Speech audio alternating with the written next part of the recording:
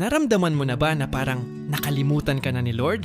Sa unang pagbasa mula sa Isaiah chapter 49, sinabi ng mga taga-Jerusalem, pinabayaan na tayo ng Panginoon, nakalimutan na niya tayo. Pero ang sagot ng Diyos ay napakaganda. Malilimot kaya ng ina ang sarili niyang anak? Kung mayroon mang inang lumilimot sa kanyang bunso, ako'y hindi lilimot sa inyo kahit na sandali.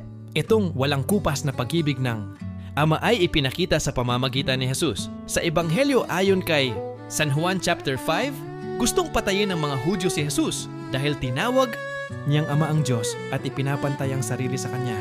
Pero nilinaw ni Jesus na wala siyang ginagawa para sa sarili niya lamang.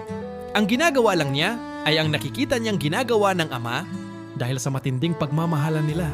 Sabi ni Jesus, ang nakikinig sa aking salita at nananalig sa nagsugo sa akin ay may buhay na walang hanggan.